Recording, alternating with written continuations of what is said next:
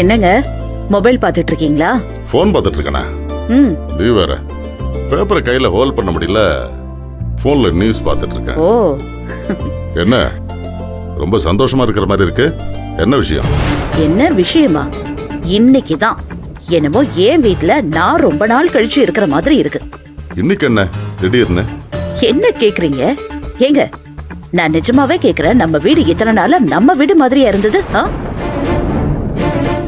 என்ன பாக்குறீங்க? அந்த தோட்டக்காரி இருக்காளே, எங்க திரும்பினாலும் அந்த தரித்திரம் புடிச்ச மூஞ்ச வச்சுக்கிட்டு அவ தானே நின்னுகிட்டு இருந்தா.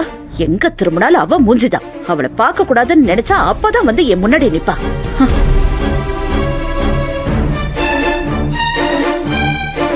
அவ இருக்கும்போதுதான் அவளை கண்ணல காண விடாம திட்டி தீத்த.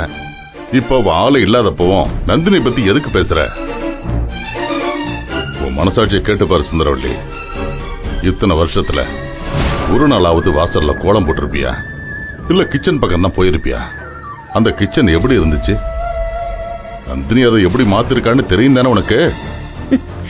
என்னங்க இதெல்லாம் சாதாரணமா ஒரு வேலைக்காரி செய்ய வேண்டிய விஷயம்.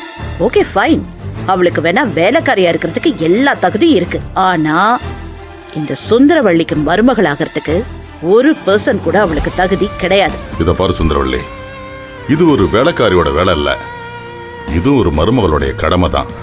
நீங்க எப்ப பார்த்தாலும் அவளை இப்படியே தலையில தூக்கி வச்சுட்டு ஆடிக்கிட்டே இருங்க. அதுக்கப்புறம் Surya, how are you daddy? வாடா. டாடி, நானும் பார்த்துக்கிட்டே இருக்கேன் டாடி. இந்த வீட்ல ஒரு பயங்கரமான சைலன்ஸ், என்னமோ ஒண்ணு மிஸ் ஆகுற மாதிரி இருக்கு டாடி.